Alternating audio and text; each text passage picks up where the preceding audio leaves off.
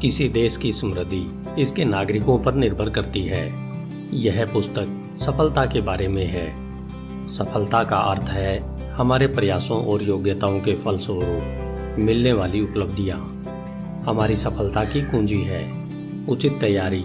हमारे काम हमारे विचारों जितने ही बुद्धिमत्तापूर्ण हो सकते हैं और हमारे विचार हमारे ज्ञान जितने ही बुद्धिमत्तापूर्ण हो सकते हैं।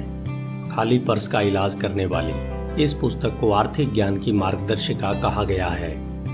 दरअसल यही इसका लक्ष्य है। यह महत्वाकांक्षी लोगों को आर्थिक सफलता का ऐसा ज्ञान देती है जिसकी मदद से वे धन हासिल कर सकते हैं, उसे अपने पास रख सकते हैं और उससे ज्यादा धन कमा सकते हैं। आगे के पृष्ठों में हम बेबीलोन में चलेंगे, जहां धन के मूलभूत सिद्धांत विकसित किए गए थे, जिन्हें आज दुनिया भर में जाना और माना जाता है। लेखक यह आशा करता है कि इस पुस्तक में पाठकों को अपने बैंक अकाउंट में वृद्धि करने, अधिक वित्तीय सफलता पाने और मुश्किल वित्तीय समस्याओं के समाधान की प्रेरणा मिलेगी। दुनिया भर के हजारों पाठकों ने इसके बारे में यही राय व्यक्त की है। लेखक उन सभी बिजनेस एग्जीक्यूटिव्स को धन्यवाद देना चाहते हैं जिन्होंने अपने मित्रों, रिश्तेदारों, कर्मचारियों और सहयोगियों यह पुस्तक बड़ी संख्या में बांटी है। इस पुस्तक को सफल लोगों ने पसंद किया क्योंकि ये सफल लोग भी इन्हीं सिद्धांतों की बदौलत सफल बने थे। बेबीलोन प्राचीन विश्व का सबसे दौलतमंद शहर इसलिए था क्योंकि इसके नागरिक बहुत अमीर थे। वे धन का मूल्य समझते थे। वे धन को हासिल करने, उसे बनाए रखने और उससे अधिक धन कमाने के दमदार आर्थिक सिद्धांतों पर अमल करते थे। इन सिद्धांतों की बदौलत वे दौलतमंद बन गए और हम भी यही चाहते हैं। George S Klaasen. बेबीलोन का सबसे अमीर आदमी। लेखक जॉर्ज एस क्लासन। HindiAudiobook.com। अध्याय ए। अमीर बनने की इच्छा। बंजीर बेबीलोन में रथ बनाता था। इस समय वह अपने घर के अहाते की दीवार पर उदास बैठा था। वह अपने खस्ता हाल घर और आंगन को उदासी से देख रहा था। आंगन में एक रथ अधूरा पड़ा था। बंजीर की पत्नी बार बार घर के बाहरी दरवाजे पर आकर झांक रही थी। अपनी पत्नी के देखने के अंदाज से वह समझ गया कि घर में खाने को कुछ नहीं है और उसे जल्दी से रथ पूरा कर लेना चाहिए। वह जानता था कि इस समय उसे हाथ पर हाथ धरकर बैठने की बजाय हथौड़ा चलाना चाहिए, कुल्हाड़ी से काट छांट करना चाहिए, पॉलिश और पेंट करना चाहिए, पहियों के रिम पर चमड़ा चढ़ाना चाहिए और रथ को ग्राहक तक पहुंचाना चाहिए। तभी उसे अमीर ग्राहक से पैसे मिल सकेंगे। बहरहाल सुगठित और मांसल देह वाला बंजीर दीवार पर अलसाई अंदाज में बैठा रहा। उसका दिमाग बहुत मंद गति से काम कर रहा था। कुछ समय से उसके मन में एक ऐसी उलझन थी जिसका उसे जवाब नहीं मिल रहा था। यूफ्रेटस नदी की इस घाटी में सूरज आमतौर पर शोले बरसाता था। आज भी यह निर्ममता से शोले बरसा रहा था। इस वजह से बंजीर की भुहों पर पसीने के मोती छलछला आए थे, जो बहकर उसके सीने के बालों में गुम हो गए। दूर उसे सम्राट के महल की ऊंची दीवारें दिखाई दे रही थी। पास में नीले आसमान को छूती बेल मंदिर की मीनार थी। इतनी भव्यता की छाया में उसका छोटा सा घर था। उसके आसपास कई और लोगों के भी घर थे, जिनकी हालत उसके घर से भी ज्यादा खराब थी। बेबीलोन का यही माहौल था। यहाँ भव्यता और मलिनता साथ साथ रहती थी। यहाँ प्रचुर दौलत और बेहद गरीबी आसपास रहती थी। अमीर और गरीब दोनों तरह के लोग शहर की सुरक्षात्मक दीवारों के भीतर बिना किसी योजना या व्यवस्था के साथ साथ रहते थे। बंजीर के पीछे अमीरों के रथ शोर कर रहे थे ताकि जूते पहने व्यापारी और नंगे पैर चल रहे भिखारी रास्ते से हट जाएं। बहरहाल जब पानी लाने वाले गुलाम सड़क पर नजर आते थे तो उन्हें रास्ता देने के लिए अमीरों के रथ नालियों की तरफ हट जाते थे। वे ऐसा इसलिए करते थे क्योंकि वे गुलाम सम्राट का काम कर रहे थे। इन सब की पीठ पर पानी की भारी मशकें लदी थी। जो हैंगिंग गार्डन में डालने के लिए ले जाई जा रही थी। बंजीर अपनी समस्या पर सोच विचार करने में इतना खोया हुआ था कि उसके व्यस्त शहर के कोलाहल को न तो सुना और न ही उसकी तरफ ध्यान दिया। उसकी तंद्रा तभी टूटी जब उसे एक परिचित वाद्य यंत्र की ताने सुनाई दी। उसने पलटकर देखा कि उसका सबसे पक्का दोस्त कोबी पास में खड़ा है। कोबी संगीतकार था और इस समय उसका संवेदनशील चेहरा मुस्कुरा रहा था।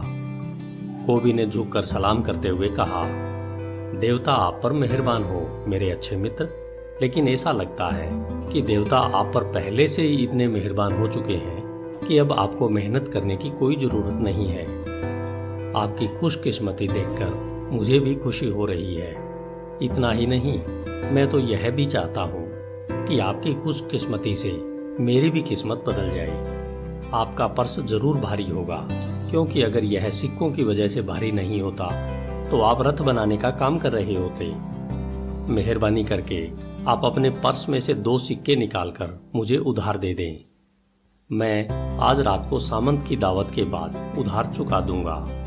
आपको पता भी नहीं चलेगा, इससे पहले कि आपका उधार वापस लौट आएगा।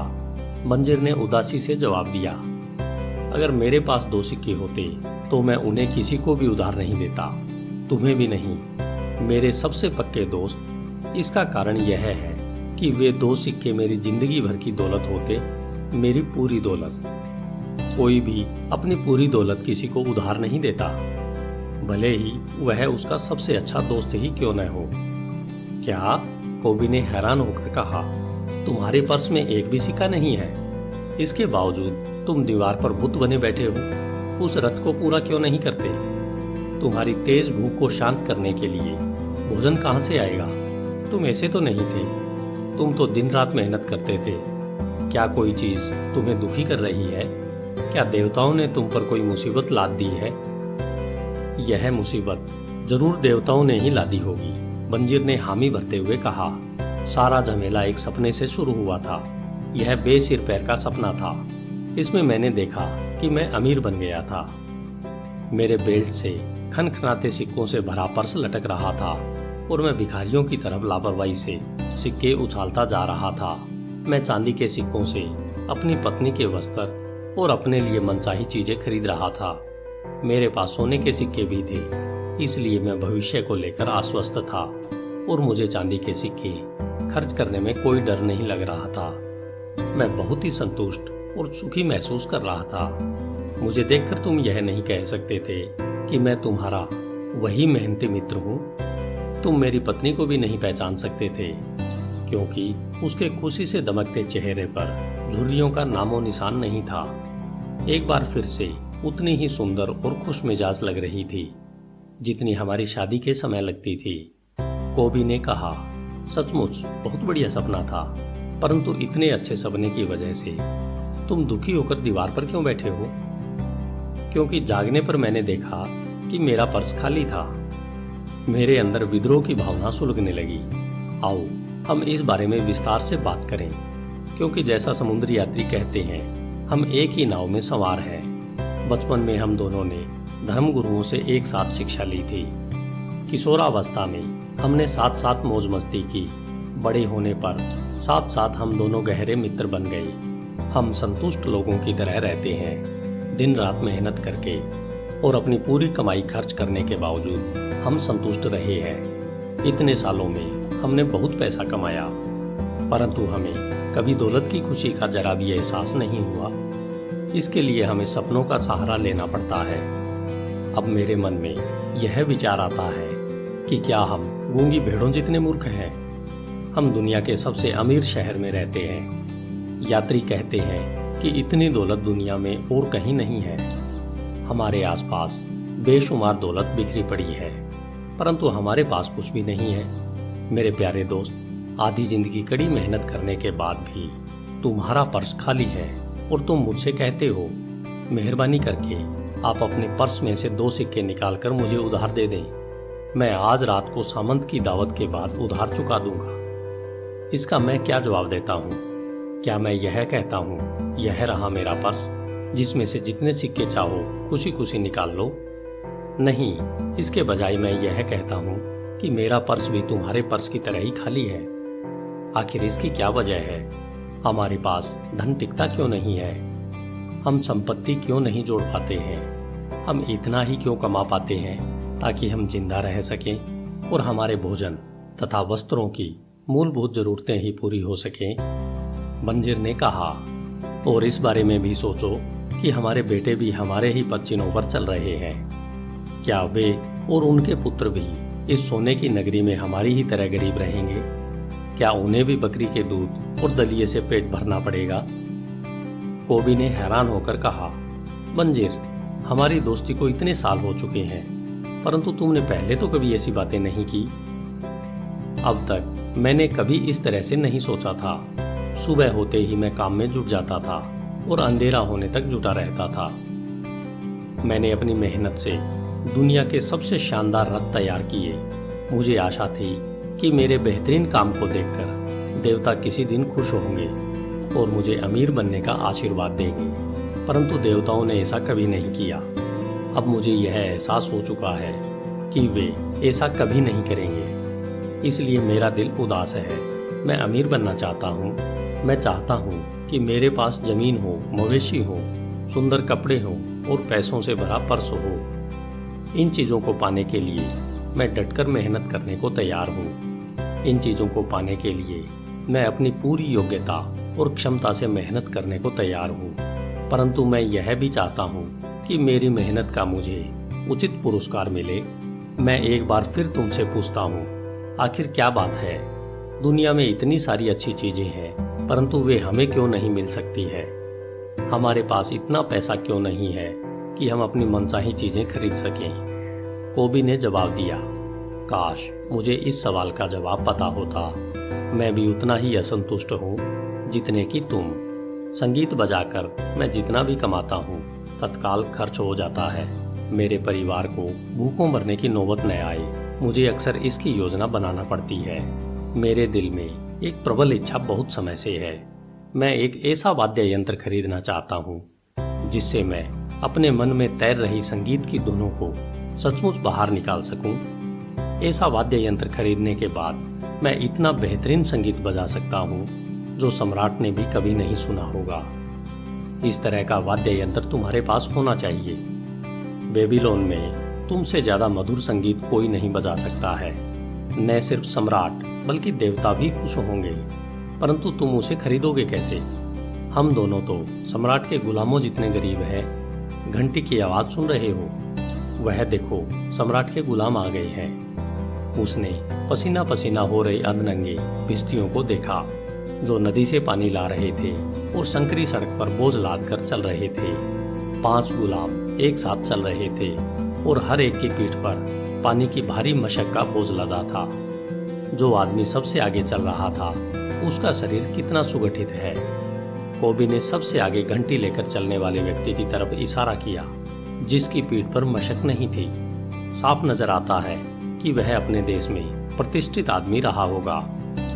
बंजिर ने सहमत होते हुए जवाब दिया, इन गुलामों में ज्यादातर लोग हमारी तरह हैं। लंबे और गोरे गुलाम उत्तरी देशों के हैं, हंसमुख ऐश्वेत दक्षिण के हैं और नाटे भूरे गुलाम आसपास के देशों के हैं।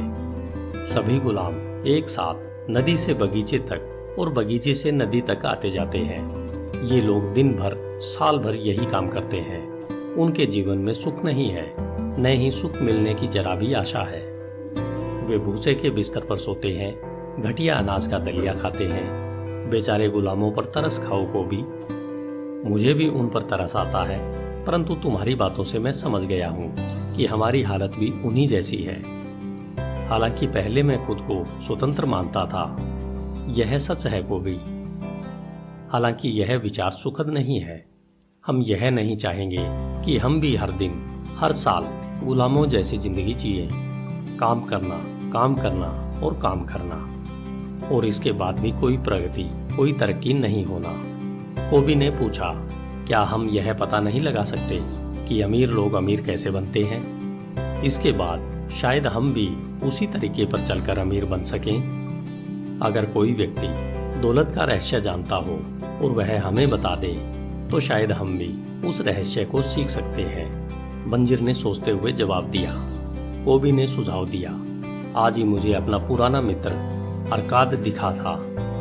वह अपने सुनहरे रथ पर सवार था। उसने मुझे देखकर अनदेखा नहीं किया जिस तरह बाकी अमीर लोग करते हैं। इसके बजाय उसने अपना हाथ मेरी तरफ हिलाया ताकि सब लोग यह देख लें कि वह संगीतकार कोबी का मुस्कुराकर अभिवादन कर रहा है। बंजिर ने कहा, लोग कहते हैं कि अरकाद बेबीलोन का सबसे अमीर आदमी है। कोबी ने जवाब दिया, इतना अमीर कि सम्राट भी खजाने के लिए समय समय पर उसकी मदद लेता रहता है। बंजिर बीच में बोल पड़ा, इतना अमीर?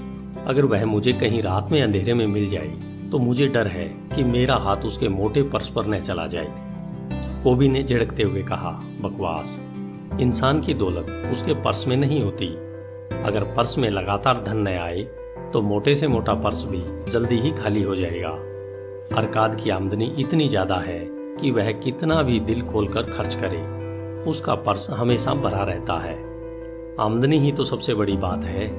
बंजिर बोला, मैं चाहता हूँ कि मेरे पर्स में भी आमदनी आती रहे, भले ही मैं दीवार पर बैठा रहूं या दूर देशों की यात्रा करने चला जाऊं। अकरम को मालूम था कि आमदनी कैसे बढ़ाई जा सकती है। क्या तुम्हें लगता है कि वह मेरे जैसे मंदबुद्धि व्यक्ति को यह बात स्पष्टता से समझा सकता है? कोबी ने कहा, मैंने सुना है कि उसने अपने पुत्र नोमाजिर को यह ज्ञान दिया था। इसके बाद नोमाजिर निनेवा गया और अपने पिता की सहायता के बिना ही बहुत अमीर बन गया। कोबी, तुमने एक बहुत बेहतरीन विचार दिया है। बंजिर की आंखों में एक नई रोशनी चमकने लगी। अच्छे मित्र की समझदारी भरी सलाह मुफ्त में मिलती है और अरकाद हमेशा हमारा अच्छा मित्र रहा है। इस बात से कोई फर्क नहीं पड़ता है कि हमारे पर्स खाली है। हमारी गरीबी अब हमें नहीं रोक सकती है। हम सोने की नगरी में गरीबों की तरह रहते रहते तंग आ चुके हैं। हम अमीर बनना चाहते हैं। आओ अरकाद के पास चलकर उससे यह सीखें कि हम अपनी आमदनी और दौलत कैसे बढ़ा सकते हैं। तुमने मेरे दिल की बात कह दी। तुम्हारी बातों से मेरे मन में एक नया विचार आया है। अब मैं समझ गया हूँ कि हम कभी भी अमीर क्यों नहीं बन पाए। सच तो यह है कि आज से पहले हमने कभी अमीर बनना ही नहीं चाहा। तुम्हारा लक्ष्य यह था कि तुम बेबीलोन के सबसे मजबूत रथ बनाओगे और तुम लगन से उस दिशा में मेहनत कर रहे थे। तुमने अपने सर्वश्रेष्ठ प्रयास उस लक्ष्य को समर्पित कर दिए, इसलिए तुम उस काम में सफल हुए। मेरा लक्ष्य बेहतरीन संगीतकार बनना था और मैंने उस दिशा में मेहनत की। अंततः मैं अपने लक्ष्य तक पहुंचने में सफल हुआ। जिन लक्ष्यों की दिशा में हमने मेहनत की उन तक पहुंचने में हमें सफलता मिली। देवताओं को इस स्थिति में यूं ही चलने में कोई दिक्कत नहीं है। बहरहाल अब हमें उगते सूरज की किरण दिख रही है। यह हमें आमंत्रित कर रही है कि हम अमीर बनने का तरीका सीखें। अगर हम अमीर बनने का तरीका सीख लेंगे तो हमारी सारी इच्छाएं चुटकी बजाते ही पूरी हो जाएंगी।